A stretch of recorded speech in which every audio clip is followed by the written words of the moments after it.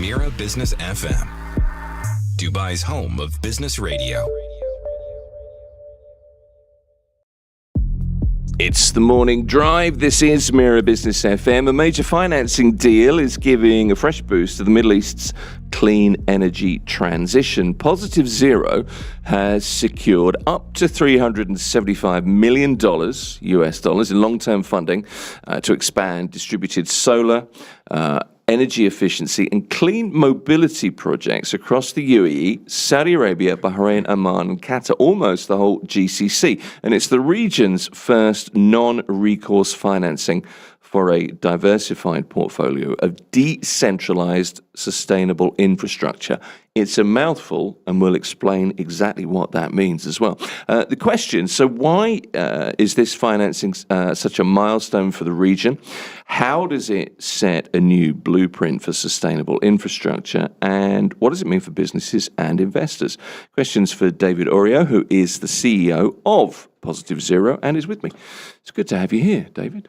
Good morning. Good morning. Thanks for joining us. You've just secured, as I said, $375 million, up to that amount in non-recourse financing. I'll come to non-recourse financing in a moment, but potentially this is game-changing. So congratulations. For the benefit of the non-banker listening, why is non-recourse such a breakthrough here, and what makes this so significant a milestone?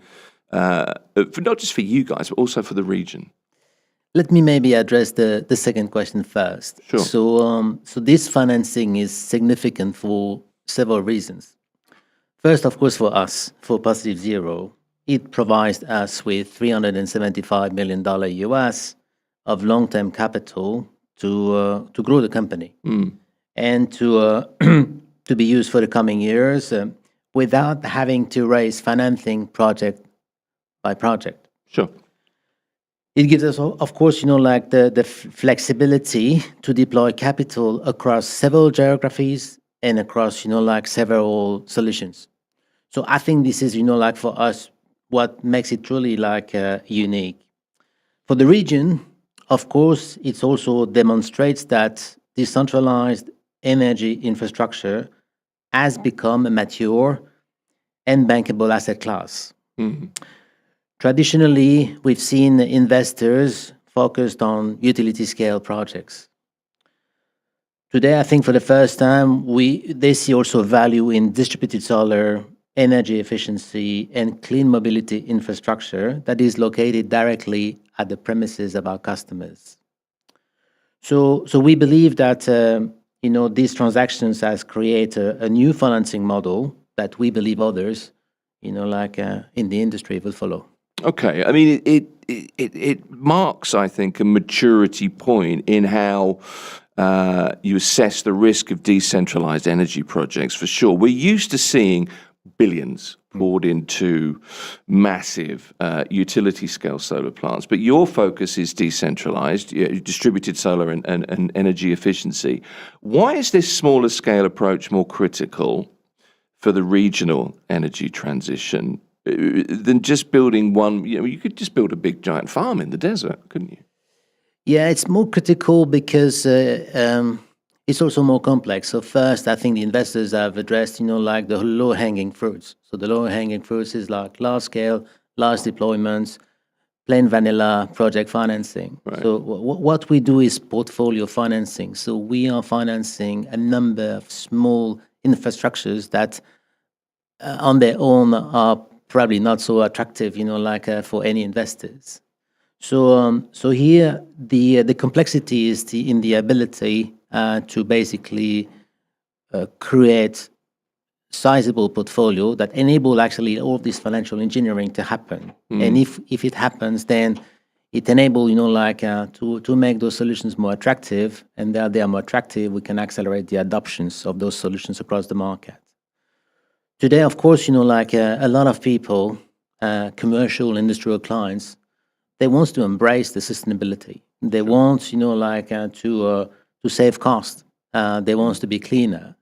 But there's a lot of barriers, for them, to overcome. So the large scales doesn't give them anything. the large scales, like is utility companies producing cheaper and cleaner electricity at the grid level. Right. Okay, but their benefit, is none, in the sense that the tariff of the electricity that they buy from the utility company is still the same. So there's no impact on their P&L and no impact on their business competitiveness. So here, like distributed infrastructure enabled them to take control. As we say in a company, take charge, of their own energy consumption. And as such, to save energy, to save cost, and of course to become more sustainable. So I think this would be so. This is a new asset class. This is something that enable each and every companies to take control of the way they consume electricity, the way they even use their energy assets themselves. Okay, let's talk about the capital and the deployment of the capital a little bit. How is the funding going to help accelerate projects across the 5 countries of the GCC that you're going to be operating in? Well, the biggest benefit is speed. Yeah. For sure. So, as I've just said, I think many businesses want to decarbonize, but they don't necessarily want to invest their own money, and they don't necessarily want to build internal expertise. So, so what we do, our model, remove those barriers. So we bring the capital because we finance, and then we build, own, and operate. So we bring the expertise of running the show for this type of infrastructure. So while the customers can simply benefit from lower cost and lower carbon emissions, while they still focus on their core business. So this new financing in place, with this new financing in place, we can really respond much faster to the customer demand, and we can continue investing into this distributed energy infrastructures across the GCC through organic or even inorganic growth. Okay, I mean, you're going to deploy capital across UAE, Saudi Arabia, Bahrain, Oman, Qatar, right? So operationally, it's a 5-market strategy. Yep. Varying regulations, grid standards. So that has its complications, I guess. How does a single financing structure effectively bridge those 5 very different sovereign markets? Well, every market's a little bit different, I have to say. I mean, what drives our market is primarily regulations. So you need to have a regulation in place that is sufficient, and of course you need to make sure that our value proposition makes sense in those countries. So over the years, we've seen many countries having extremely cheap utility tariff.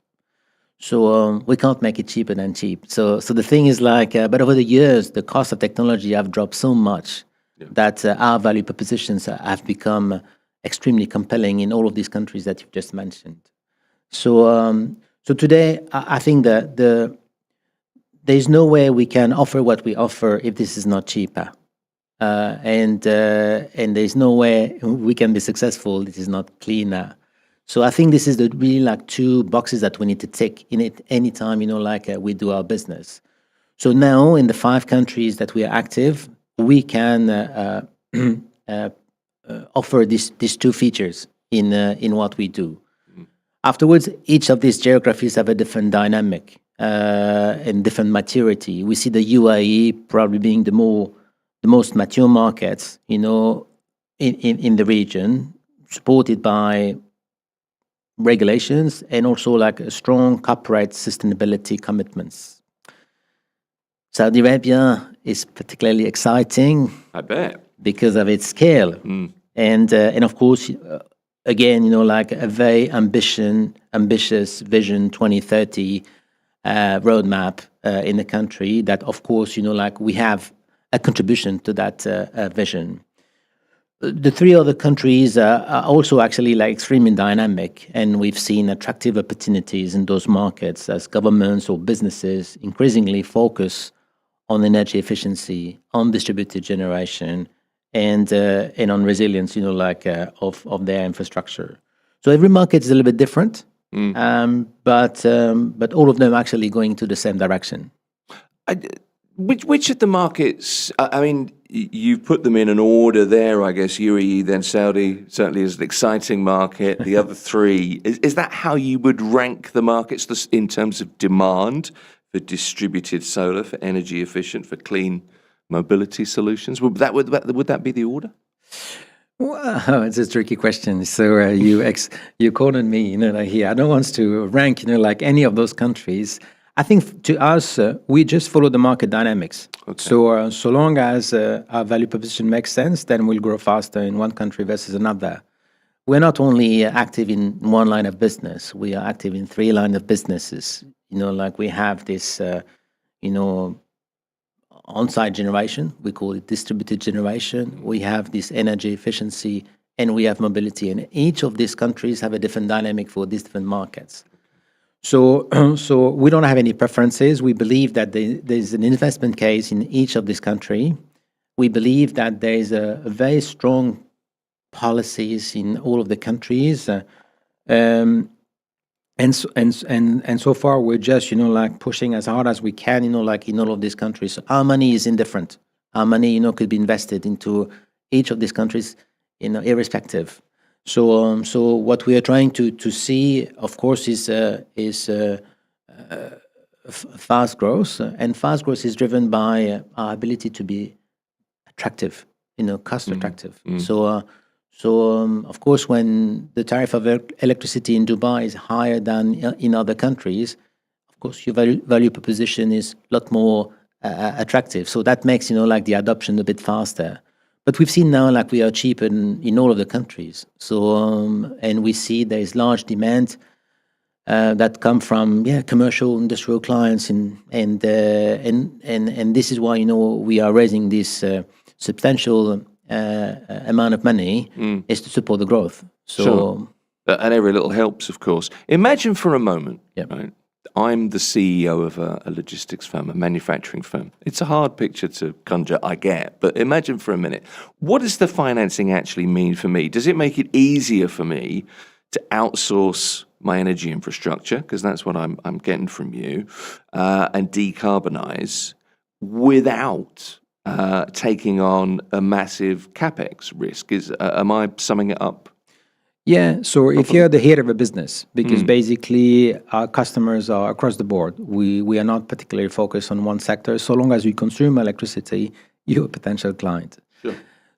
So here, if you're the CEO of one of these businesses, so the biggest barrier that you will have is capital, because as a business owner or like a business leader, you will need to be extremely disciplined about how you spend your own capital. And usually you would prefer to spend your own capital in your core businesses, a business that you understand very well. And most of our clients are not in the energy business. They are in logistics, they are in education, they are in healthcare, they are in port, airport, retail, name it. So the thing is like for them, they know how to do or to create value in their core business, not necessarily in other businesses. That's number one. So here, they would probably always prefer to allocate the capital for what they understand best. But second, they want to go. So the thing is like we avail, like this money. So the capital bridge is gone, like there's no more capital gap, like so nowadays like probably a capacity in a sense that now you need to have the knowledge. So you need to have people that understand energy infrastructure. And here again, depends on your business. If you're in the retail business, you will not necessarily understand, like how to operate maybe a solar rooftop. So here, like we also like bridge this capacity and knowledge gap, like to enable them to go fast. And second, of course, like having scale enable us to make it a lot more attractive than if they were doing themselves, because like size enable us to do a lot of financial engineering. Like through that this enabled us to be more competitive. That if they were to do it on their own, they would be subscale anywhere. So whatever they would be able to do on their own would be suboptimized.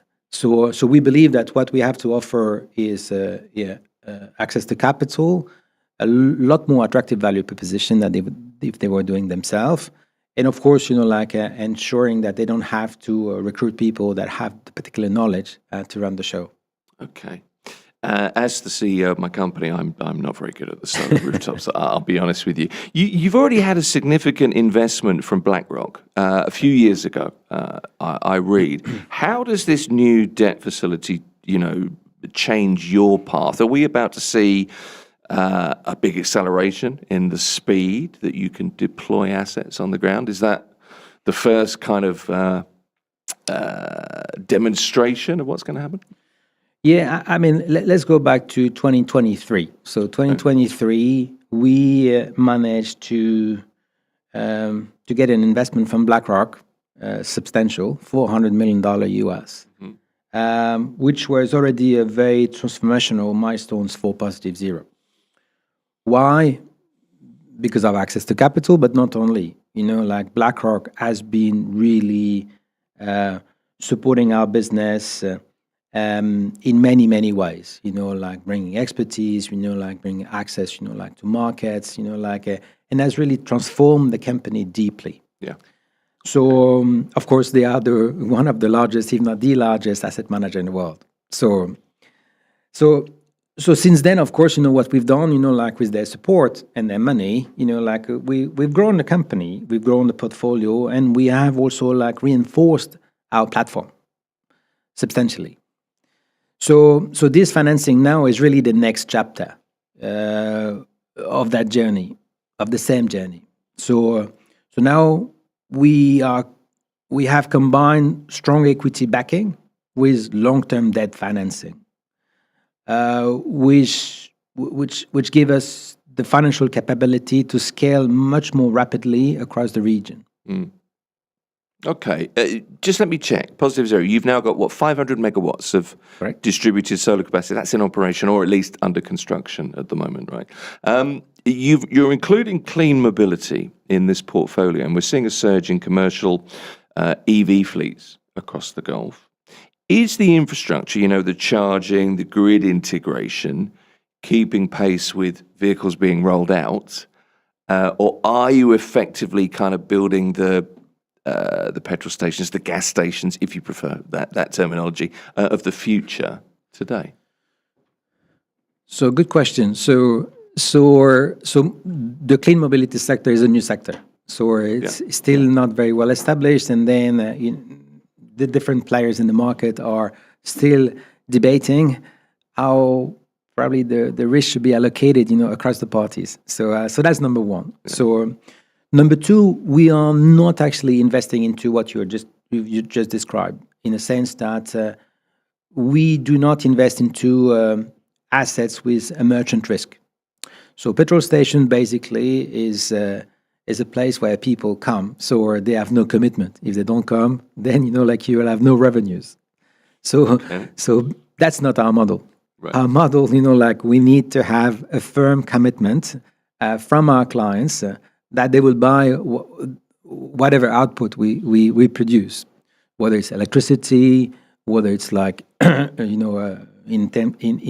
if we're talking about mobility, maybe a mileage, but they will have to commit for a minimum consumption or minimum, utilization of the asset. So the new petrol station, that's not really our game, because that's merchant risk. So what we do in the mobility sector, it's mostly, helping our commercial and industrial clients to electrify their fleet. But to electrify their fleet, the complexity has become access to capital, because there's not so many investors that actually support this new market yet. And of course, building the charging infrastructure, because you can't go to the dealer and buy electrical trucks and come back, to the factory, and then what do you do with it? Yeah. There's no petrol station or no EV stations yet. Sure.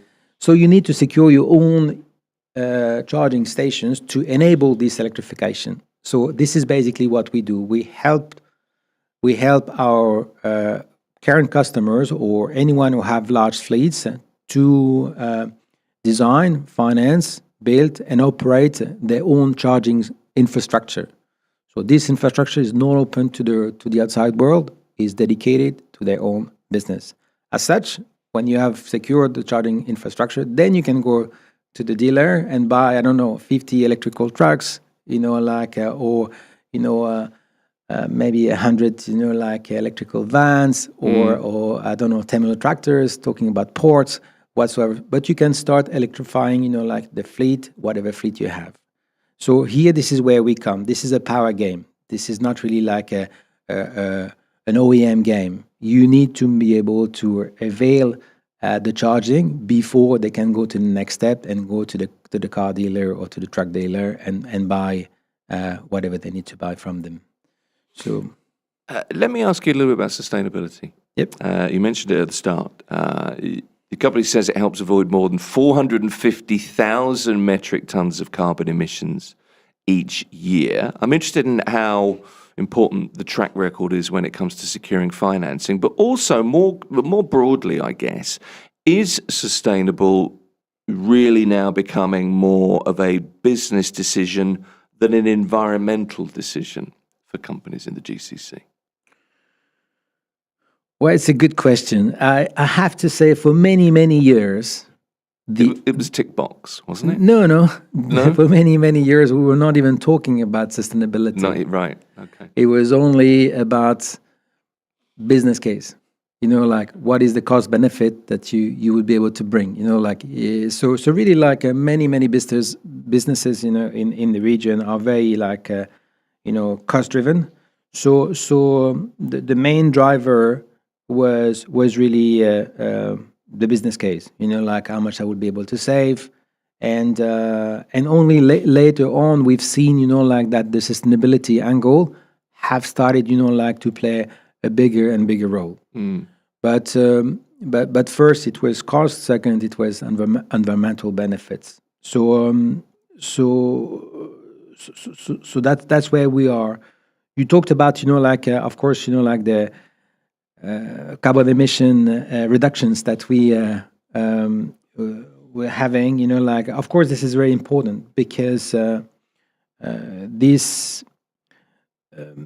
this demonstrates that our assets works well, and if they works well, they generate more savings, but also they reduce the carbon emissions. So all of this goes hand in hand. So the more that carbon emissions that you cut, that means the better your assets perform, and if the better your assets perform, then the better the lenders will like you. Because it's the chain, isn't it? But I mean, 450,000 metric tons is an impressive figure. I'm not absolutely sure how impressive that is in real terms, but it seems that way to me. It is. Yeah. So it is because everything we do is either 100% clean or cleaner than whatever they have before. Right. As if you remember, this is part of our value proposition. It needs to be cheaper, but it needs to be cleaner. Sometimes it doesn't have to be necessarily 100% clean, but if this is cleaner, already you have a contribution, to making the planet a better place. Let's hope so. We've seen, and we are continuing to see, I was going to say explosive demand. I don't think that is hyperbole. I think that's reasonable. From data centers, AI infrastructure in the region. You're well aware of the story. How does your decentralized model help these, there'll be high demand sectors, how does it help them stay sustainable without putting any undue pressure on the grid? So we still need the grid. Actually, we're not replacing the grid for most of the solutions that we have. So, but we can see that for many of those sectors that you've mentioned, their main challenge is access to power. Sure. So they want to deploy fast their assets, but then one of the bottleneck is for them access power from the grid. It takes time to upgrade the grids. It takes time, sometimes to go through, the hoops, of that. So our solutions are relatively fast to deploy. A solar rooftop, for instance, a standard solar rooftop would be between 6 to 8 months, door to door. So we shake hands as a CEO of the logistic company that you mentioned before, and then 6 or 8 months later, your system is already up and running, and you have a direct impact on your P&L because the electricity that we generate is cheaper than the one that you would have bought from the grid. Sure. So first, like you have access to power, but you have also like a benefit for data centers and everything. For them, they had two challenges I see. The first challenge is access to power. They need a lot of power, and the grid cannot always accommodate, like this at the very point of connections where they want it to be. So first, by building their own capacity, then basically they can clear this challenge. The second challenge is that many of their customers, like the Google, the Microsoft, these very large international companies, requires the data centers to be powered by clean energy. And more what we can see is that people don't want to buy IREX certificates or certificates, like that offset, like their carbon emissions. They really want to be truly clean. So here, like this is where, like we see all of the benefits, fast to implement, clean and cheap. So here is like we see data centers now like going through this massive investments, and we are actually supporting them, with our solutions. We're over time, unfortunately. There's a lot more I still wanted to ask you. So I'm going to finish off with this. Over 500 megawatts of capacity in operation or construction right now. We mentioned that earlier.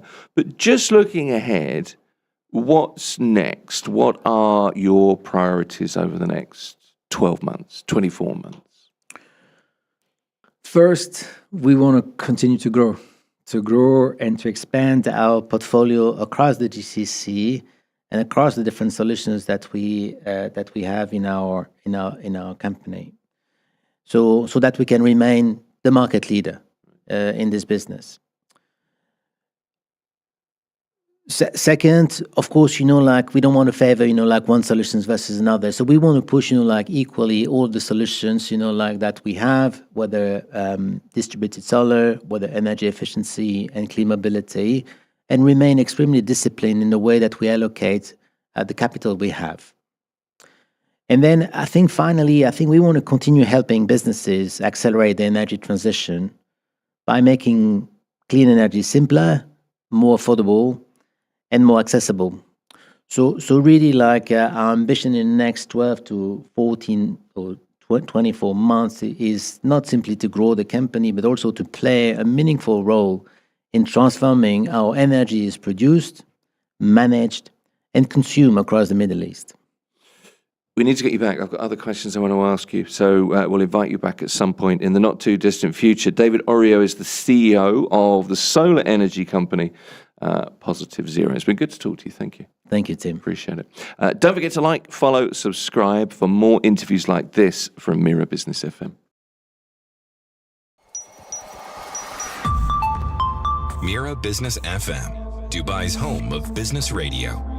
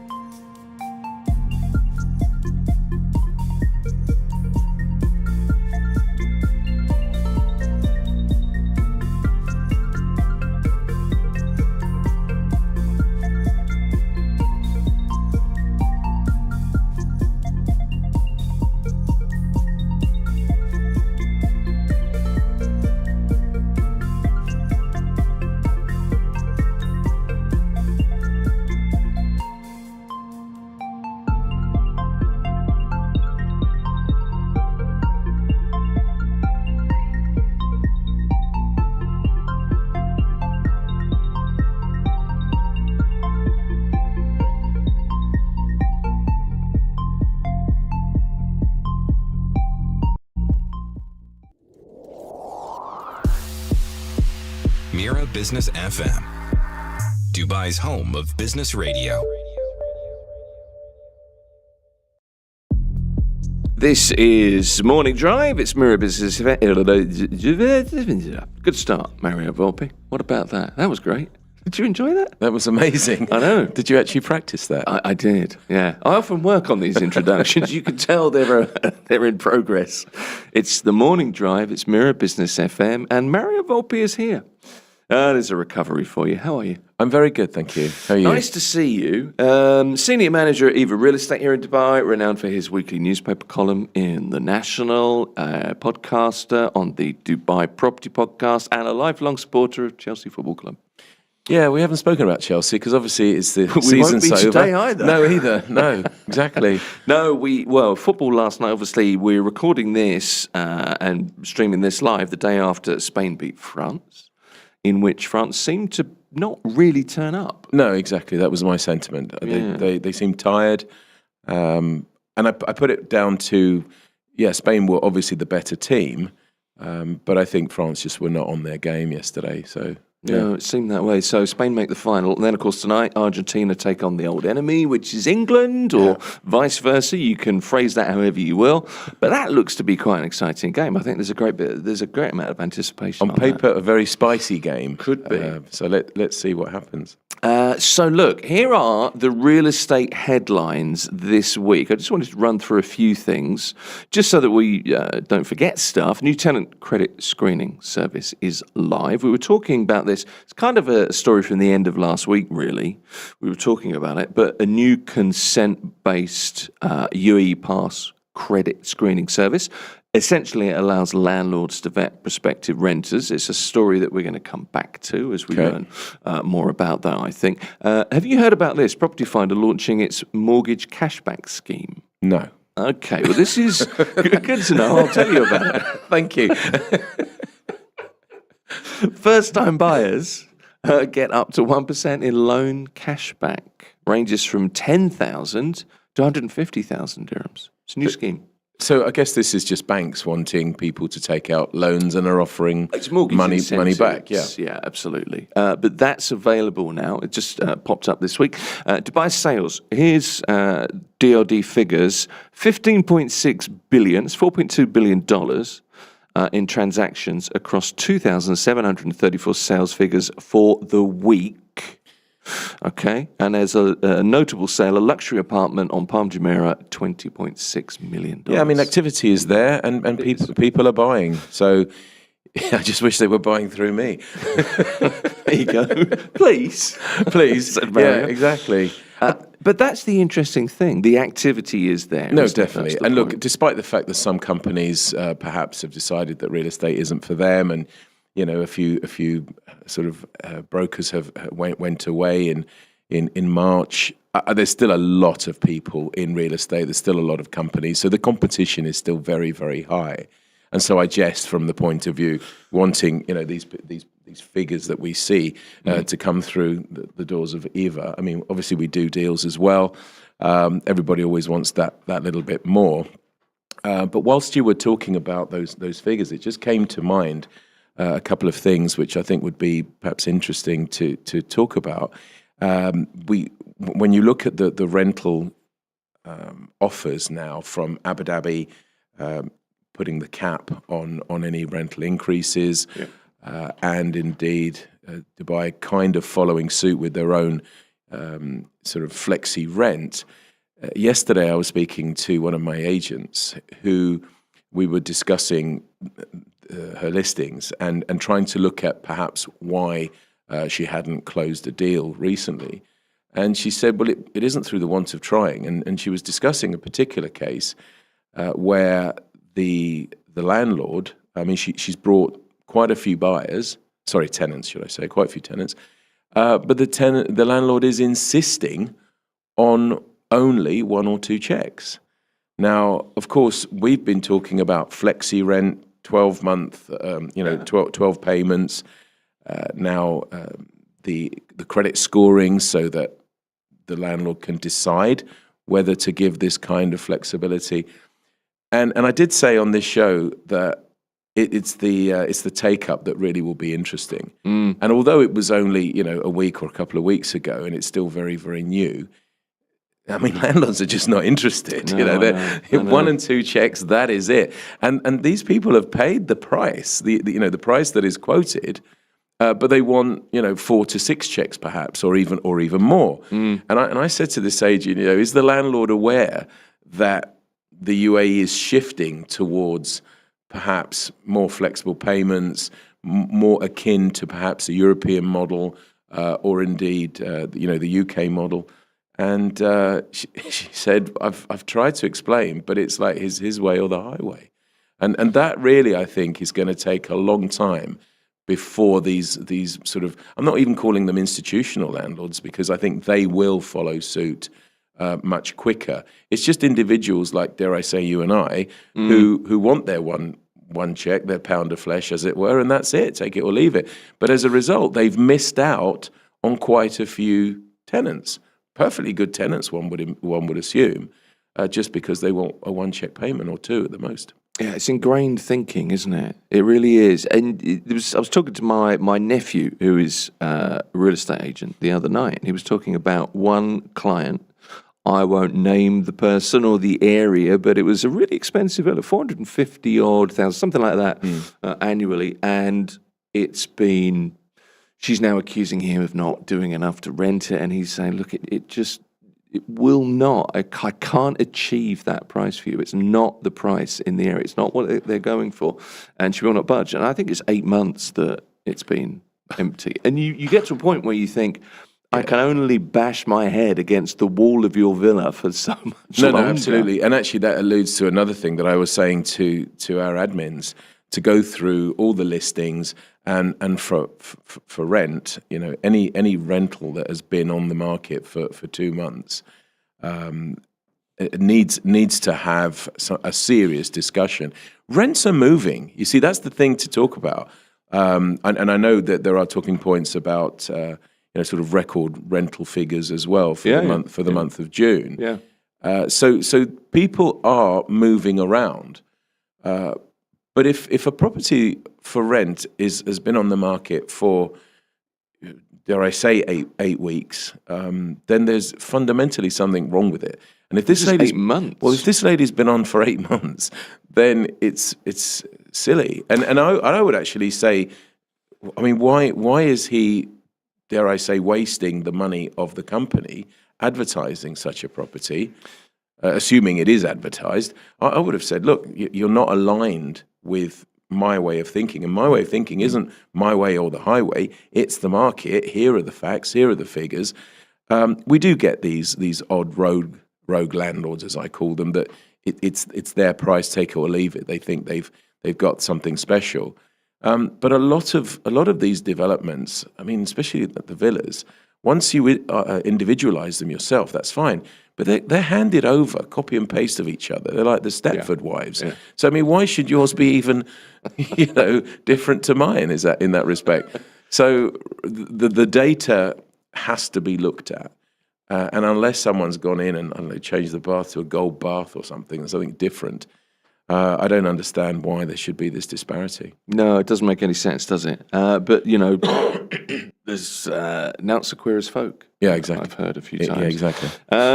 Here's another thing: investor sentiment in the news this week. There's a platform, it's a crypto platform, I think, but among other things, it's called Stake. Just released their inaugural Stake Predict survey. 5,000 participants, so not to be as sniffed at as I initially fair did. Number. That's a reasonable sampling, I think. July 2026, this month, 69% of participating investors anticipate further price growth through the remainder of 2026, despite minor first-half cooling in broader segments. Relatively bullish, okay? Yeah. 49% expect higher transaction volumes. 61% foresee luxury real estate remaining resilient following a record-breaking first quarter. Those are the three kind of headline statements. Mario Volpi, it's one online survey. Do you agree? No. I thought you wouldn't. In a word, I don't. Right. To sort of elaborate on it, I think everybody has an agenda to sort of peddle, if you like, their their own thoughts. And it was interesting that you said it was sort of a crypto style company that has commissioned this. It's obvious that the real estate market has shown tremendous resilience. The numbers that we're seeing are mind-blowing, really, when you consider what has been going on and what currently goes on. There are real levels of activity. You're right. So, Exactly. so from that point of view, I can't say that it's incorrect. But all I can tell you is what's going on through my doors, as it were, and it's really, really tough to actually get buyer and seller to agree, because, and I think I've said it here, and it's part of a repertoire that I'm saying now. Buyers think the market is actually worse than it is, and sellers think the market is better than it is. And as a result, there's a big gap between the two. Of course, we tend to bridge that gap one way or the other, but it takes a long, long time. Yeah. There was a deal which subsequently yesterday unfortunately fell through from the point of view that the buyer has now decided, due to shenanigans going on across the water in Iran, that they will no longer pursue this particular purchase. It was an end user, and I'll give you the nationalities. The buyers were Indian, Canadian, and the seller is Chinese. Off plan, but handing over next year, a villa, a juicy villa, good size, and several millions. And the process is, when a buyer wants to buy, we do a Form B for the buyer.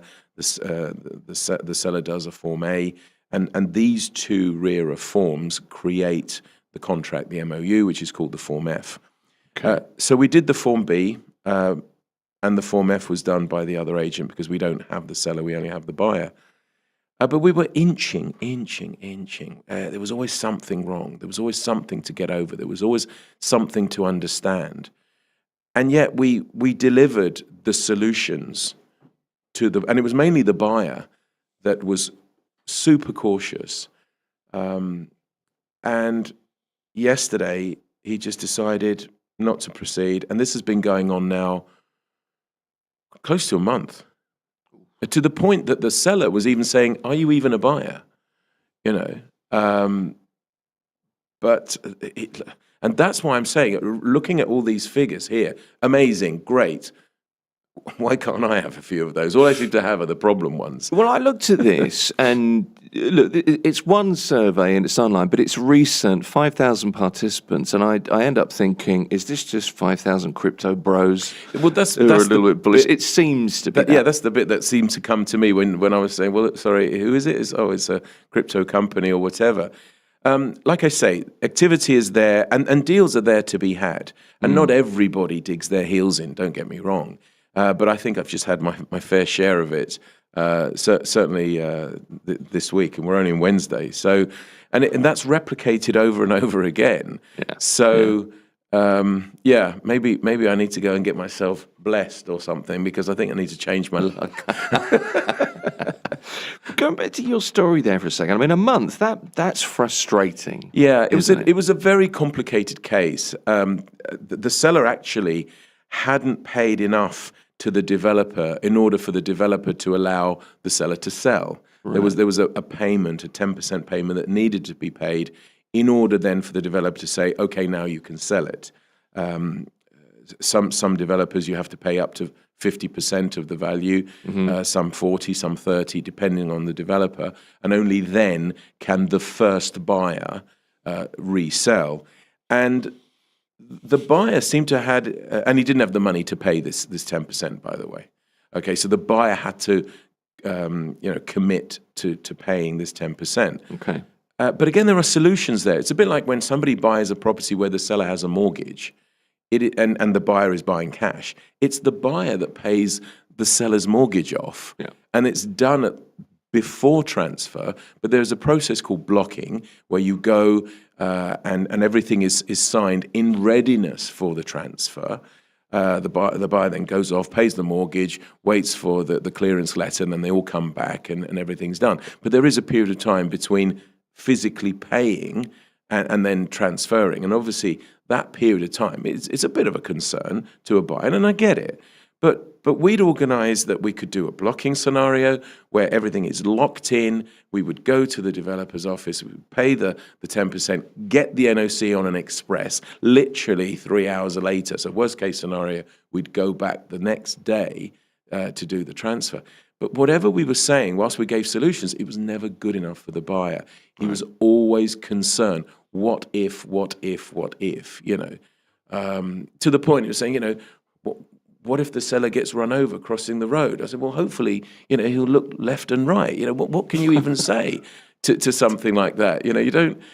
I think they were looking for excuses not to buy the property. It seems that way. It sounds like it. And yesterday, for me, that penny dropped. And they were negotiating really hard at the beginning. The seller already is making a loss. I mean, he's selling it 3 million less than he actually paid for it. You know, so you can imagine that it was an important sale for the seller. But you know what? There'll be another buyer for sure. But it's devastating, I have to say, for the agent. This is the agent's potentially her first deal. And, you know, for it to fall through like that, you know, your whole world sort of collapses underneath you. Yeah. And I say to them, look, try to be pragmatic. If an agent is dealing with a client, one client, and it's totally consuming that agent morning, noon, and night, you know, whenever the client says something, they jump, you know, how high do you want me to go? What do you need? This, that. I said, humans are terrible people, right? They will let you down. And clearly, if you're only dealing with one client and you're not dealing with X, Y, Z other clients, so you can diversify your mind, etc., you're gonna feel that this is just mentally the wrong industry to be in. You know, so again, easier said than done, easier to explain, and hard perhaps to find a buyer that's willing to pay sort of this kind of money. And also slot in with all the criteria that needs to be. So it kind of has led this conversation down the path that, you know, it is also a tough industry, and with so many people doing it, it's difficult to actually tell agents, look, it's actually a magical industry because it's the best business in the world, but it can also be the worst business in the world. Yeah, and we talk about these figures. I mean, I'm bandying figures around this morning, 15.6 billion dirhams worth of transactions in the sales figures for the week. There's activity going on. Here's another headline. Dubai recorded $29.4 billion in property transactions, Q2 2026. Off-plan homes driving demand, buyer confidence remaining strong. That was a Arabian business last week. So there is activity and there's loads going on, but and during a conflict as well. During a conflict, during a really tough time, an uncertain time. But for the broker that you're talking about who's just lost that deal, I mean, that means nothing, does it? No, it doesn't. I mean, we keep trying to drive the fact that, you know, deals are being done. Take courage that, you know, your time will come. You've done nothing wrong. You know, because as a human, you start to think, well, what did I do wrong?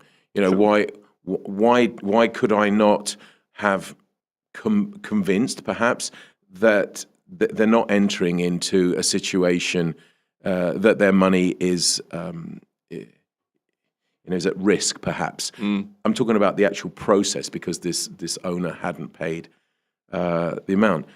But actually, no, sorry, I've just remembered that yesterday we actually convinced the owner to pay off his own 10%, right?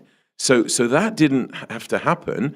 So we thought we'd brought everything back. That should have been added incentive. Correct, because they were concerned about this sort of payment and how to do it and all the rest of it. Right. And that's when then they send the message to say, because the deal is coming from a family business, and it was the father, and obviously Indian families, you know, they hold a candle to sort of the elders, if you like. And the father said, no, due to the uncertainty of the region, I think we should wait. So, you know, are they going to be buyers tomorrow? Maybe. But certainly I don't think this deal will go ahead with them, unless, of course, it's a tactic. You know, it could still be a tactic that they come back in a week's time and say, look, do you know what? We've decided we'll go with it, but we want another $1 million off or something. I don't know. I mean, anything is possible nowadays. Nothing would surprise No, absolutely. somebody in this business as long as you. So, you know, these are good stories to tell because they're true life stories, and to try and make perhaps the listeners understand when you hear these stories in a bull market that, you know, I paid my agent XYZ, he did nothing for me, whatever. You know, it's a bit like the guy who puts the deck chairs out in winter. There's no money, you know, so make hay whilst the sun shines type of thing. Right now, it's a bit of a nuclear winter for us. I think I should explain the guy putting the deck chairs out. Should we? You probably should explain that. Yeah, I mean, so a resort by the seaside in the United Kingdom, you can hire a chair, a folding chair. It's a deck chair, as we know. My father used to do that when he was. And if you get your fingers caught, oof. Oh yeah, it's not good. Yeah, or when it's the seat rots and you fall through it. There's another one. The canvas. But it's a way for very often young people to make money by the seaside in the sun. And you've got the people who want to hire them in the summer, and of course you can't give them away in the winter, or even in the autumn, or perhaps even into a British summer. Although right now it's very warm, which is unseasonably warm. But there you go, the third heat wave. No, actually, I think I've heard it's been at least 30 cumulative days now in the UK where it's been really, really, really hot. Global warming. Yeah, there you go. Yeah. Do you know what I wanted to talk to you about today? And I kind of read about this. We've never talked about this, and it's kind of been in the back of my mind. But I was reading a thing in AGBI, Arabian Gulf Business Insight, a week or so ago. We've never really talked about it, but it directly relates to kind of this bullish feeling in the market, right? Emaar Properties announced plans for this new master plan community. It's huge, 200 billion dirhams, it's 50-odd billion dollars, more than $50 billion. Not quite sure exactly where it's going to be. It's kind of behind Dubai Hills-ish, that area. Positioned as a city within a city, apparently their most significant undertaking to date. That's a statement of itself. Is it going to be Emaar Hills? That was the first name. Is it now Emaar Estate, or is it going to be called Dubai Estate? We don't know. It's been used a few different names. It's kind of near between Dubai Hills and Global Village-ish. What do you know about it? I mean... I only know what you know because, I mean, obviously developers do come out and give us the heads up of what might be coming soon because clearly agents have to, brokerages have to sell them. Yeah. But this one sort of, I think, came out, or the timing of it came out more so perhaps in collaboration with, dare I say, the federal government rather than the local government, just to send out a good news story at a time when perhaps things are a little bit confusing. Because as far as details are concerned, they've only given you what they want to give you. Is it a clever marketing ploy? Potentially, yes, because obviously we're talking about it, even though we don't know what we're talking about. That's not for the first time, Mario, let's be honest. Yeah. Or was it perhaps suggested that this would be a good time to actually start talking about it? I mean, let's look at Dubai Hills for a start. I mean, that's no mean development either. Look at the size of that. And if this is going to be, similar size or even bigger, and location is going to be between there and Global Village, I mean, there's still a lot of land out there that is owned. Yeah. And that sort of leads me nicely when my daughter was around 5 as she came here, she kept seeing all these cranes and everything, and she kept saying, when is Dubai going to be finished? And I turned round to her in the car and I said, Dubai's never going to be finished because there's always something else to do. Yeah. And by the way, that 5-year-old is turning 23 in September, just to give you an idea. Oh, time goes so fast. So yeah, there's so much still to talk about. There's the Jebel Ali racing land as well by Al Barsha, near to the Saudi-German hospital. Yep. That's another one. Yeah. That's going to be, I mean, that's huge as well.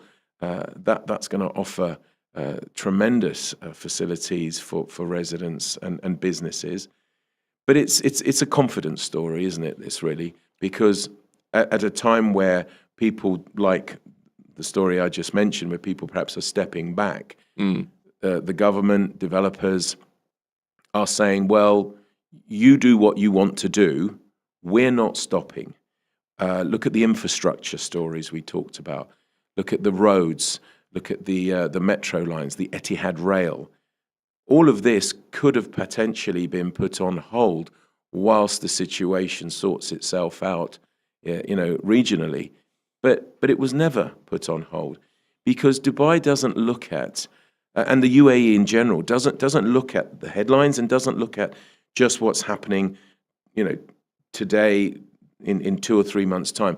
They look ahead for years and years, and despite the fact that perhaps maybe we have lost a few individuals to the population numbers, we still have so many people coming here, wanting to set up a life here, and that's also why a lot of these sales give good numbers, because people come, they rent, they like, and then they buy it. They put roots down.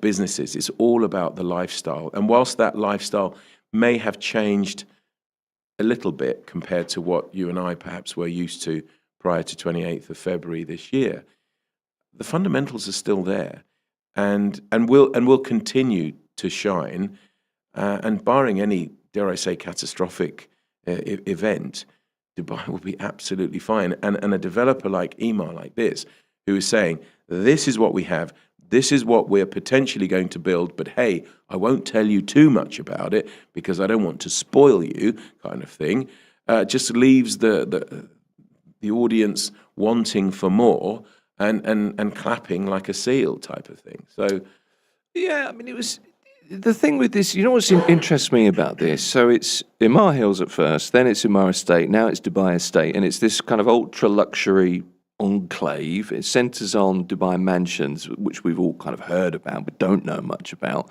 4.5 million square metres. It's been described as an extraordinary dream by the Ema founder, His Excellency Mohammed Al-Bar. Iconic architecture, immersive landscapes, all the usual stuff there. But it's centred around this 20-minute city concept. Now, that's what interests me. Aside from, the scale of this, the biggest thing to date for Ema, it's that city within a city model that seems to be sort of defining the next phase of real estate in Dubai, because that's what we're seeing. correct. And if you perhaps cast your mind back to that project called The Line in Saudi Arabia. Sure. That had a similar concept. I mean, it was weird in itself that it was only 200 meters wide, but like, what was it, 150 kilometers or something 100 like kilometers. I can't remember exactly what it was now. Yeah. But being only 200 meters wide, it meant that certain facilities and services were replicated further down, and which meant that was also you could get to wherever you needed to go within a 15-minute journey. So this is a similar concept on a much more traditional, obviously normal real estate, rather than a line that birds fly into because it's mirrored. And what a surprise! It's a non-starter, So, but no, that they'll have wellness, they'll have family-friendly zones or areas, and I read, actually, interestingly, they have I'm going to call them baby family zones. So it's not just families with with children, right, but the children are babies. So even more facilities gearing for a certain type of family before it becomes a grown-up family, as it were. Okay. So that I thought was quite interesting. Wellness is the buzzword right now. I mean, every developer is signing up for this, that, and the other. Is anybody doing wellness well? Excuse the pun. In terms of, are they doing it? Is there anything that stands out for you where you think, oh, that's really interesting, or is it just a bit like, what is the wellness bit? Look, when it first came out, you thought, oh, great, my body's a temple and all that. Says Mario, having smoked a shisha last night and a cigar watching the football. But I love your honesty. Well, yeah. I do. Shisha wasn't good last night, though. To be fair, but anyway, that we digress. The wellness thing. It's a buzzword within real estate. However, I think it's overused. I mean, some of these developers were giving so many amenities that it was as if they were being like so needy. I mean, how many amenities do you need? I mean, there was one I remember earlier on this year, or may have been the tail end of last year, to be fair. They had close to 50 amenities. No, they were stringing it all out. You know, the entrance lobby was an amenity. You know, well, it isn't. It's the entrance lobby of a building. But okay, they were calling that an amenity. But they had everything from golf simulators to podcast rooms to lounges where you could work from home, spa, sauna, steam room, kids play area. I mean, just the whole thing, paddle, tennis court, ping pong. Where do you stop? I mean, that concept is that you then don't need to go anywhere, especially if you have kids, if you have teenagers, they've got areas to hang out with. But I think they've just done overkill now, some of them. What's the most popular amenity? I mean, a paddle court seems to me at the moment very attractive. Swimming pool, very attractive. Gym. Well, look, gym, useful. pool, and if you like, some sort of a spa within it. By that I mean steam and sauna. Yeah. Is an absolute must now. I mean, if you don't have it, you don't have a steam room, what's wrong with you? You know, type of thing. No steam room, no go. Exactly. Yeah. Tennis courts have now been overtaken by the paddle courts, as you say. Yeah. And of course, paddle is a slightly smaller court. Yeah. So I guess when you times it out, they can probably get an extra paddle court or two. Caged tennis. Correct. Although the roof is not there. No, true. So it's a bit like cage fighting where you got the surrounding but nothing at the top. When my wife plays paddle, it's cage fighting. Is it? No, it's not cage tennis. No. It's very aggressive, very competitive. But like yesterday, I was with a friend of mine who is helping to sell, and we were with the developer of developing in Marjan, which is an area where the Emirates crews are, and an area that's up and coming because Aldar are building there as well. Sort of. Anyway, he was showing me pictures or aerial pictures from the apartment looking down onto the sort of podium facilities, and there was the paddle court, blue, spongy, nice, and a really good swimming pool, and also the swimming pool wasn't just, it was sort of it was a swimming pool, but it was good for the children because it had a play area as well, because it had a very, very, very shallow gradient leading then. So I mean, it was as if it looked like just puddles or just water on very thin, because the gradient was going into the pool. So what I'm saying is kids could play in that very large area before it then went into the pool, assuming they're supervised and what have you. And it looked lovely from the photo. But this is a minimum expectation now, I would have thought.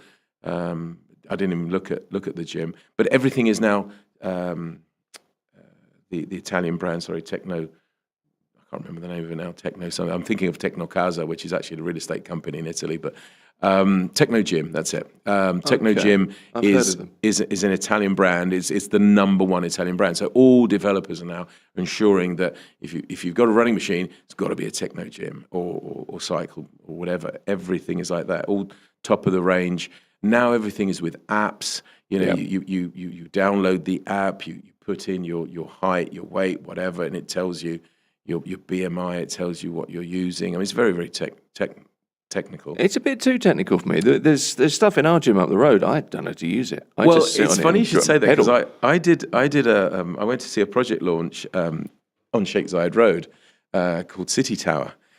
Really amazing tower, lovely, lovely apartments. I know it. And we went into the gym, and they had the personal trainer was there. And I said, all these newfangled machines and everything. He said, yeah, you got to do this, you got to download that, you got to sign up here, you got to. And it was just, I went, no, it's not. I'm not even going to get on that machine. So it was but then it's not geared for Mario, is it? It's geared for Clearly not. It's geared for the millennials. It's geared for the Gen Zs or whatever they are. It's geared for the youngsters who will just take their phone out, tap away, it's done, and they're up and running, as it were. Whereas I'm still thinking, God, how do you turn the thing on? Well, you can't unless you've downloaded the app. Showing my age again. Oh, I love talking to you. There's another story here. I'm interested in your reaction to this. I mean, we've all heard about this. This is the Moon Resort, right? So, not to be confused with the Sphere. Not to be confused with the Sphere. Different development.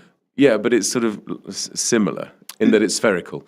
In that it's spherical, yes. But this is Moon World Resorts have identified Abu Dhabi as the most viable location in the UAE for their proposed $5 billion moon resort. So it's a smart city-style place, futuristic. There's a spherical structure, which is the moon, and it's going to have hotels and convention centres, a lagoon, parkland, and luxury branded residences, right? So that's the idea. But I did read this story, and this was Gulf News this week. The founders have identified Abu Dhabi, and I did sort of think, so you're going to pitch it because you think Abu Dhabi has... I was a bit more cynical than that. But it's interesting because is this something that's is being considered, or is there more to this? Look, if they're going to consider... We've all heard about it. Yeah, if they're going to consider a city that's 200 meters wide and 150 kilometers long by the name of the line, why not? The fact that didn't happen. Look, it's important for the listeners to know this is just a concept. It's not. It's not something that has been launched or announced. And the funny thing is that when I worked for a previous company, we overlooked the land which used to be Dubai Pearl, which is that very large circular plot of land, if you like, in Media City, just at the foot of Palm Jumeirah. Behind what was the university area. Yes, exactly. Knowledge Village. So that area, again, it's 18 years of situations of developers going for it, not going for it, bankrupt, not bankrupt. Anyway, they cleared it, and there was talk that this moon concept was going to be there. Because that was big enough, and actually, because the land was round, it would fit perfectly a sphere. Which my understanding was the hotel, for example, you would have these fake windows where if you wanted a seascape, there'd be a button, you press it, and basically your view is of a beach. If you wanted a mountain view, you press the button, there's mountain view. So it's a very technologically advanced. I mean, it sounds rubbish, to be honest with you, especially if it's... Sounds like Total Recall to me. Well, I mean, it depends on the graphics, obviously. And nowadays, graphics are, I look at AI, you don't know what's real and what isn't. So okay, that's fine. I remember that.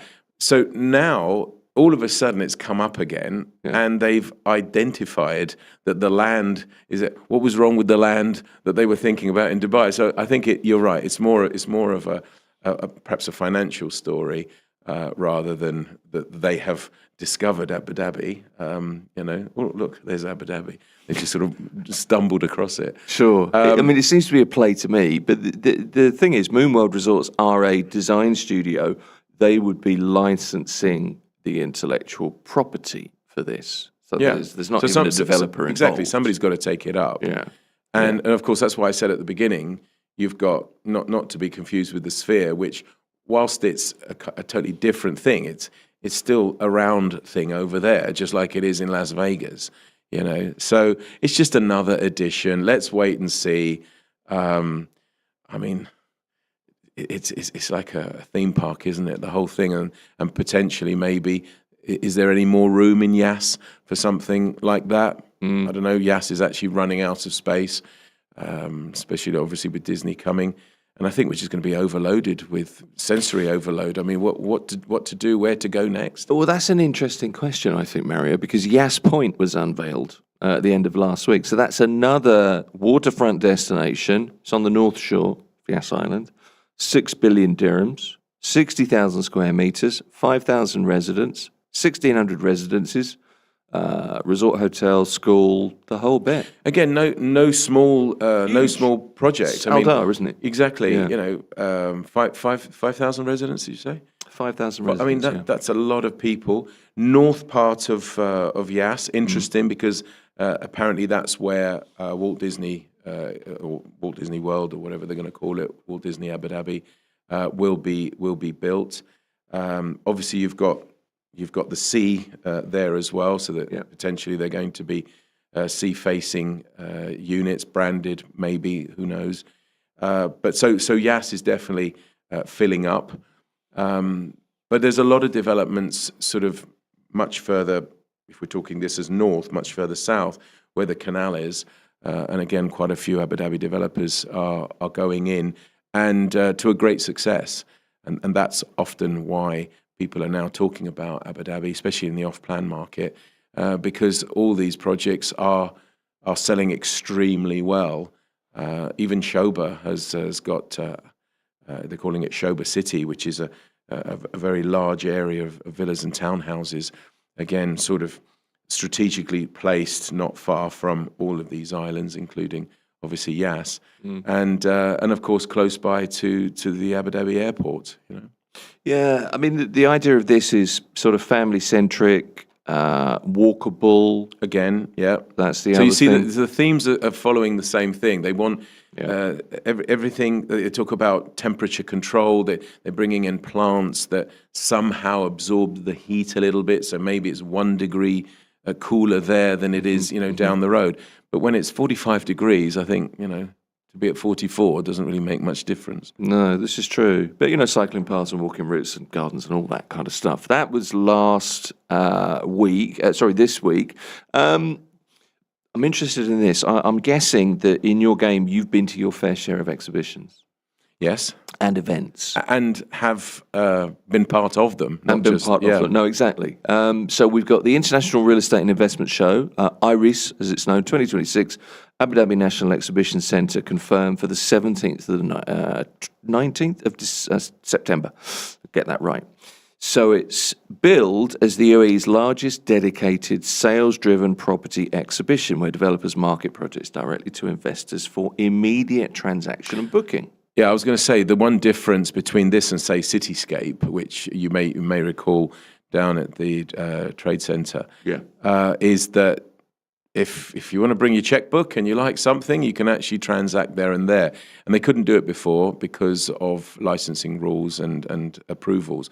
Here they can. But it's interesting that it's in Abu Dhabi rather than in Dubai, because there is this big push now for Abu Dhabi to, I'm not even going to say bridge the gap, because I think that they're already there, but sort of come closer to perhaps what Dubai has been doing over the years.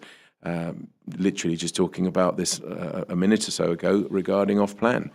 Abu Dhabi is doing really, really, really well. I don't know whether this is just opened up for, the Emirates, as it were. So, of course, Dubai will be there, Ras Al Khaimah will be there. But whether foreign developers are also allowed to exhibit their projects, in Turkey or wherever.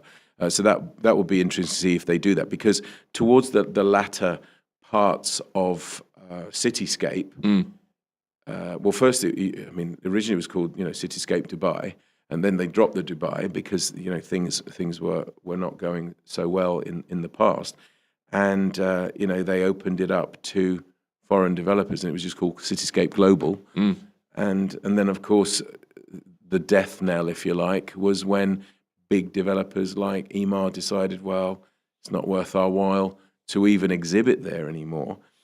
So the fact is that it kind of died a bit. We do actually on Sakim Road here have an exhibition where it's a 365. It's a showroom. Developers go there, and it's like every day is an exhibition day where investors can go and discuss. They can do that just going through brokerages, but this will be showcased. There'll be fanfare. Who knows who's going to open it up from a dignitary point of view to add credence to it.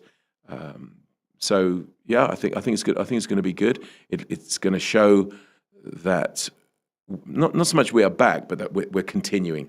We're continuing along the vein of positivity.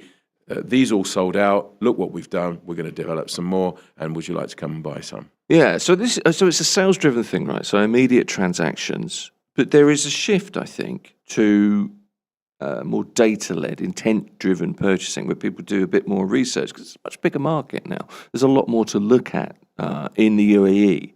So, is there a tension between that kind of high-pressure, book-it-now model at an exhibition with investors who perhaps are a little bit more informed because there is simply a lot more information there? I mean, maybe that will come. I mean, we talked about FOMO and all the rest, and what should I buy, should I not buy, and then you regret it or you don't regret it. That market, who knows, may come back in the future. But right now, buyers have the time to look at the project, decide. Hopefully they would have done their due diligence on the actual developers if they are serious investors or if they're serious buyers, that before even getting to an exhibition like this, that you know perhaps what you're getting yourself into from the point of view of who's going to be there. What have they delivered? Is it only in the UAE? Do they also transact abroad as a lot of these developers? Mira does that as well as a developer. So do your due diligence, but now you have time. You can actually see something you like. You can actually go and have a coffee somewhere and either make a phone call to your wife or if she's with you, discuss, shall we do it, shall we not? Whereas, my goodness, before, it was absolutely ridiculous what buyers had to do to make that decision, that snap decision.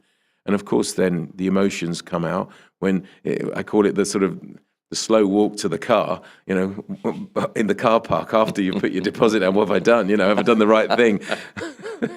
Bit like marry in haste and repent at leisure. It's like the walk when you've missed a penalty in a World Cup semi-final. Yes. Yeah, I know the feeling. Some questions for you. We haven't got time to do any questions, but I'm going to give you this question because this makes me laugh. I think you'll appreciate this. Mario, you've sold skyscrapers in Dubai for 20 years. I think a little bit of exaggeration. Of course. So be honest with me. When a building is as tall as some of the buildings that you've sold up, do the people on the top floors pay less rent because they're technically closer to leaving Earth? Wow. I thought you'd like that. I'm not sure there's an answer. But anyway. Well, it's funny. Yesterday, I spoke to a new agent that joined me yesterday, and I said, "Well, where do you live?" And she told me, she said, "But I'm on the second floor." She said, "I'm not interested in all these high-rise places because, when the fire alarm goes off, I just walk down 2 flights of stairs." Smart, very smart. And another lady said to me, "Oh, I can't come in." One of the brokers said, "I can't come in today because my legs have been shaking. There was water in the lift, so they had to come down 30-odd flights." And obviously go back up 30 flights because the lifts didn't work. And trust me, going down, because I used to live on the 36th floor, going down 36 flights, you think is easy. Going down is easy. Well, it's easier than going up. But boy, if you haven't been to the gym, your legs do start to shake as well because you've got tension on the knees, tension on the front of your thighs. So these are the Dubai problems that when the lifts don't work, you've got to come down 30. So, maybe this person's got an idea that we haven't thought about. It could well be. I don't know. Maybe there's something that landlords should pay attention to there. That's all the time we've got, unfortunately. Mario Volpi is a senior manager at Eva Real Estate, lots of other things, very well known and very nice. Thank you, Tim. I'll see you next week. That'll do it. Good to see you. Appreciate it. Just a reminder, Morning Drive is driving all the way to Sheikh Zayed Road for a front row seat to the future of mobility. We are broadcasting from Alpha Thames Volvo's brand new flagship showroom on Sheikh Zayed Road, the largest Volvo showroom in the UAE. Exclusive conversations. Catch the full episodes on Morning Drive and Luxury Breaks, our automotive podcast, across YouTube and Mira Business FM platforms. A quick reminder there. And wherever you and however you're watching or listening right now, don't forget to subscribe to Mira Business FM. Mira Business FM, Dubai's home of business radio.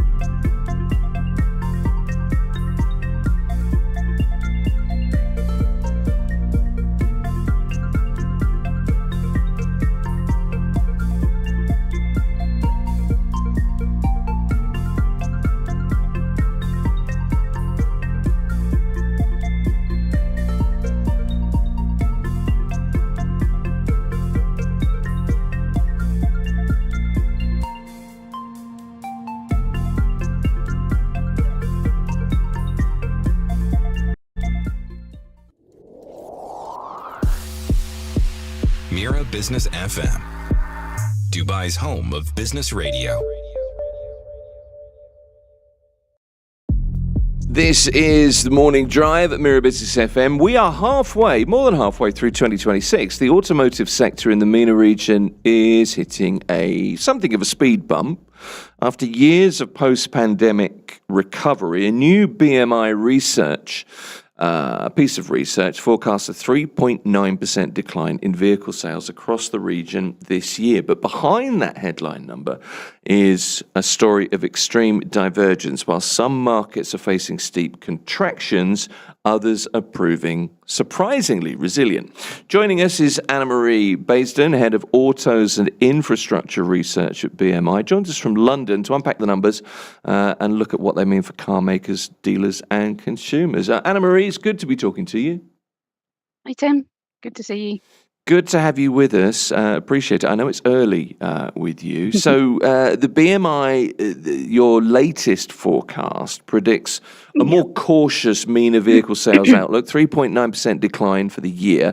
To set the stage here, is this a cyclical cool down after a period of relatively intense growth, or are we seeing a fundamental shift in regional demand really because of the geopolitical climate? It's really because of the geopolitical climate. So just to give some context, heading into this year, we'd actually expected the region to be one of the best performers again, continuing some of that growth, maybe not as strong as before, but still positive growth. But when we decided to revise our forecasts was when we saw the conflict heading into a more extended period. You know, this kind of 8-week time frame had been floated by the US and by other sources. And, when it became clear that it was going to take longer than that to try and reach a deal, that's when we realized that we should revise our forecasts. And it's fair to say that, the way things have escalated again in the last couple of days, and particularly the impact it's having on the trade through the Strait of Hormuz, then there's even further downside to that forecast. So that's one element. But what other factors are driving weaker consumer demand across the region? So it's kind of a perfect storm of a few things. We're looking at consumer sentiment. When you've got a situation like you have with the conflict at the moment, that really makes consumers think about their priorities. You've got the inflationary impact. We've seen oil prices peaking this year. Going back up again now that strikes have started again. That will raise petrol and diesel costs, so you're then thinking about your running costs. But it also has a broader inflationary impact, so prices of everything start to rise. And then when you're making financial decisions, very often a new car can be, the last thing on your mind. And then there's the supply side as well, the shipping lanes being disrupted. So there's also an impact on the inventory that's available for consumers.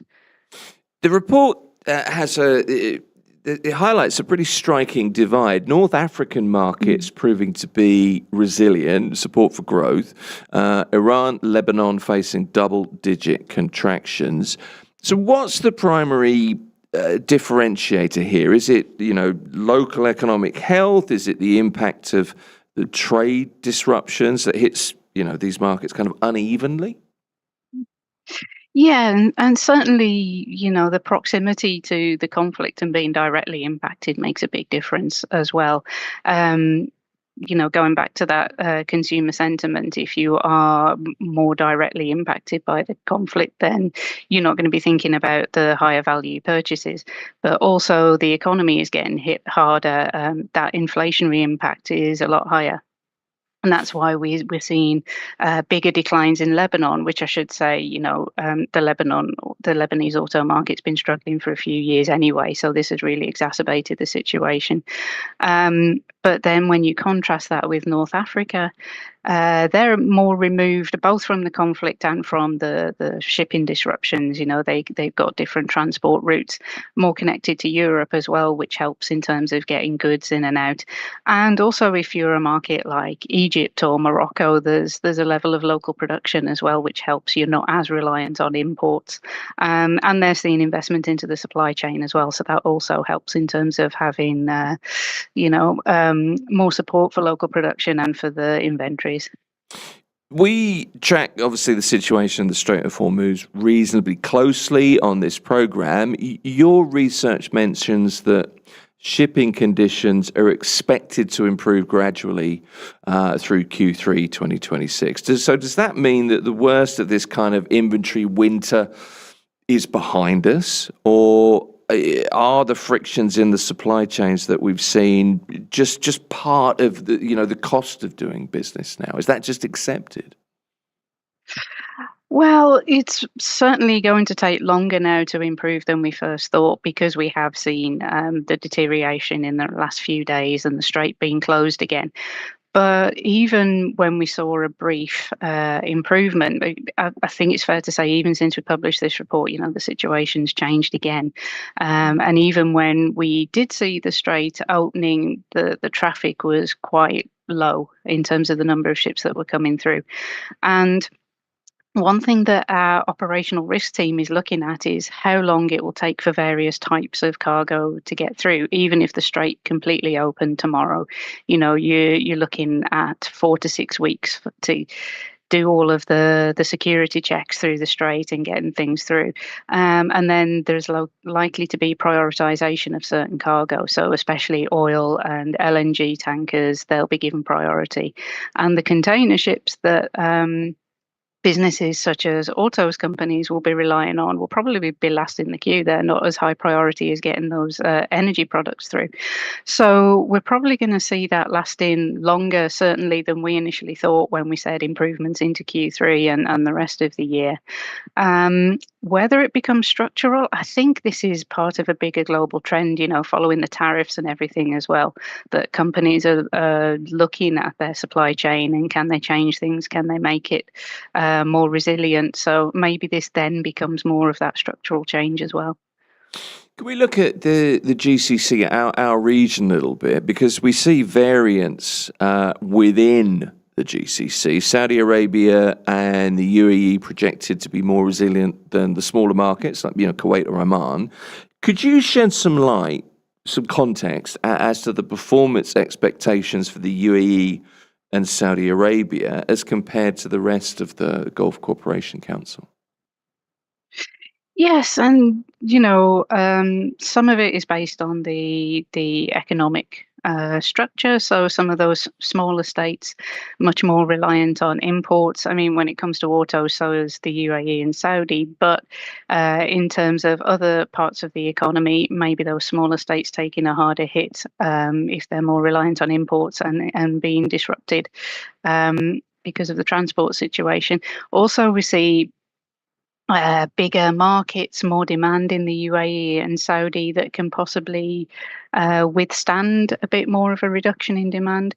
And we should say, even in those markets, we're expecting slight declines, just slightly more resilient than some of these other smaller states that are more import reliant.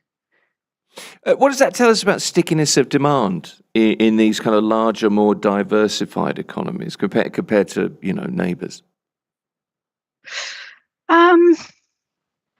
I think certainly, UAE and Saudi have been the leaders for some time in terms of sales, just in terms of the higher end of the market as well. And so there's probably more of a, I don't know if tradition is the right word, but certainly the motorization level in these markets is higher. And maybe if we were talking earlier about financial priorities, they may consider it more of a priority to still buy a car, but really it still comes down to the situation of the individual and their finances in a time like this.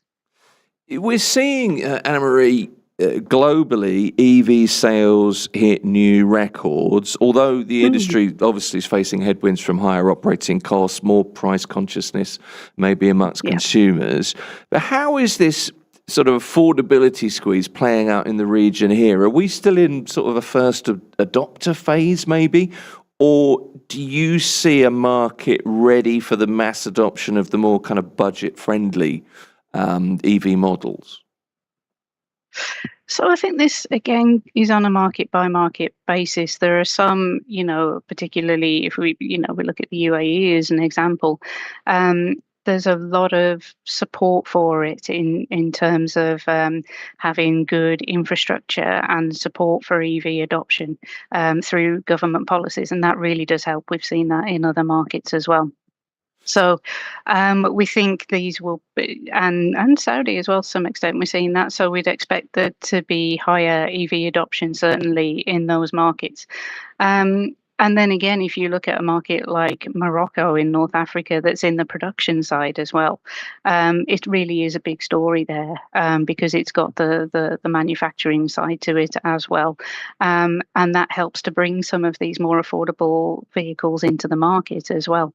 And certainly, like a lot of markets globally, we've seen the arrival of some Chinese brands, which is really helping in terms of the affordability issue. It's certainly the case that supply chains have had to adapt, and we've seen that happening here. But are supply chains at a point where they've improved enough or adapted enough to support a recovery, or are disruptions still going to be holding the industry back for a while yet? Certainly, in terms of this disruption and the Strait of Hormuz, then this is going to be one for some time. But as well, when we look at things like the EV supply chain, that's been an issue for car makers for some years now because of their reliance on China. And the fact that even if they can bring parts of that supply chain closer, China still dominates certain areas like battery minerals and metals processing and refining. Excuse me. So supply chains, there's still a lot of work to do there. I think in all aspects of the industry, we're certainly seeing those major car markets in Europe and in North America putting a lot of money into trying to localize their supply chain and make it a bit more resilient. And so, this is still a global trend. We're not seeing the kind of disruption that we saw post-pandemic, where it was a struggle to get some certain parts. But it's more of a long-term issue that car makers are thinking about. For car makers or local dealers who might be watching or listening to this today, they're obviously seeing the numbers. What is the most critical move or switch that they need to make? Should they be doubling down on inventory management? Is it time to resegment offerings so that they can be aligned with where we are economically? Yeah, it's a good question because in many respects, if the demand isn't there, then there's not much they can do. Certainly, maybe having some more affordable vehicles would help. If you're a dealer, I think getting into the used car market could help as well. That's another outlet for people who can't necessarily afford a new car. So if you're a dealer and you can adapt your business in that way, that would certainly be an advantage. We've seen anecdotal reports about the growth of the online secondhand platforms in the region. So, if you can be part of that and you are in a region where affordability is a big issue, that could certainly be an advantage. And then for the car makers, it's difficult because if they do start rerouting, then that adds to their costs, it adds to their delivery times, and it just makes scheduling that much harder. It's increased costs. So whether they would want to do that on a longer term time frame is hard to say, but certainly they're going to be looking at how to manage their inventories. And we know some companies, particularly the Japanese brands that are big in the region, this has been a real issue for them. I think it was Hyundai was saying in a report a couple of months ago that we can't just send models that are made for the MENA region to other regions because they are so specific. So there's a lot of complexity there for them. I'm going to ask you to dust off the crystal ball for a moment, if you don't mind. If we could project forward to next year, what is the base case? Is it reasonable to expect a return to growth once we see geopolitical tensions stabilise, or is it more realistic to expect some structural changes to consumer behaviour and logistics as well that will define a new normal for the auto industry here? Yeah, it's interesting because I think before this conflict, there was nothing suggesting that there needed to be a big shift in the logistics situation or the way automakers catered to demand. So based on that, you would say if we can get this situation sorted, get the transport routes open again, we should be able to return to growth again. Excuse me, it would depend market to market and how impacted they've been by the conflict. But certainly on an aggregate level, we would expect a return to growth. And really, there doesn't seem to be anything to suggest that that couldn't still happen, as long as, that shipping route is open again. Do you get these? I'm being a little bit wishy-washy with the questions, but I'm just interested in, anecdotally what you hear in and outside of the report, I guess. But is there a feeling that going forward people are going to keep on taking maybe a slightly more conservative view for, larger ticket purchases, light cars for a while yet, given that, there is this feeling of uncertainty right now? It's certainly possible because I think, if you look at it on a broader time horizon, this is not the first thing to hit consumers. We also had the tariffs that made consumers globally stop and think about whether prices of things would go up and whether they should buy a car now or wait or what they should do. And then, going back a few more years, we had the pandemic and shortages. So it's certainly always going to be in the back of consumers' minds, sort of what is going to come next.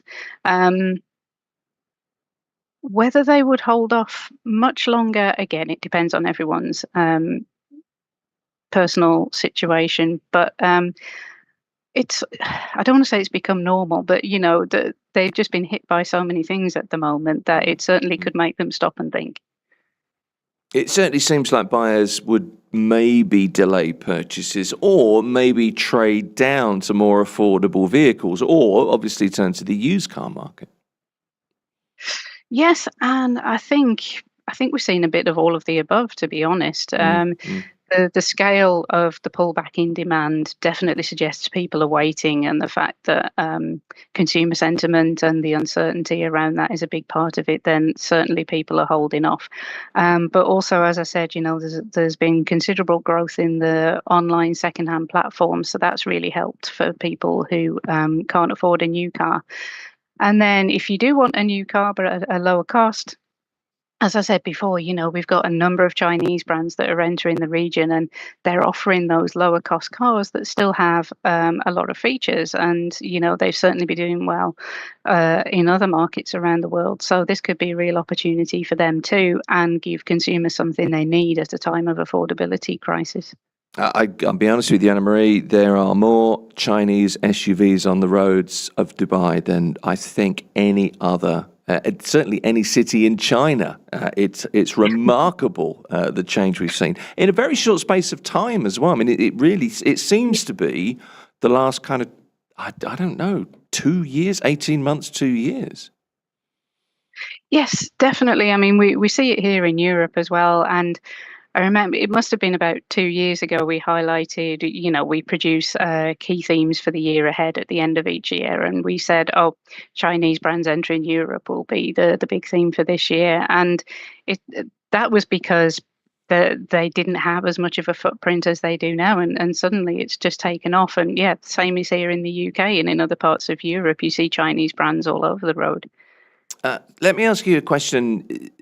Is this slowdown affecting electric vehicles differently from, conventional internal combustion engine vehicles or diesel vehicles? Yeah. In some ways it is. I mean, certainly we've seen this globally in response to the conflict, is that as soon as energy prices become volatile and fuel prices by extension, then there's been a lot of interest in EVs and particularly hybrids, because hybrids are a bit cheaper. They don't have the range anxiety attached to them. And so sales of hybrids have been really strong, and to some extent battery electric vehicles as well. So this has been, you don't like to say an opportunity in a time of a conflict, but it's certainly been a driver of increased interest over the last 6 months or so. Final question for you. For the CEO of an automotive firm operating here in this region, the Middle East and North Africa at the moment, what is the metric or maybe the key indicator, whatever the best phrase is, that they should monitor most closely over the next, we'll say to the end of the year, into the new year? So I think inflation is the big one when you're looking at high value items. And so for that as well, you want to take a step back and be looking at oil prices, because, the energy contribution to inflation has been particularly strong as a result of all this. So certainly for us as well, looking at our forecasts, we're looking at inflation, we're looking at the oil prices, also consumer sentiment indices. So that's what we'd be looking out for. It's been good to talk to you. It's really interesting, actually. I appreciate your time and getting up so early. Anna Marie Basden is Head of Autos and Infrastructure Research at BMI. Previously Business Monitor International, but I think Fitch are the owners now. Am I right? Sorry, I'm not. Yes, close enough. That's correct. Close enough. I was there. Anna Marie, great to talk to you. I appreciate your time. Thank you. Thanks, Tim. This interview will shortly be available on our Mira Business FM LinkedIn page.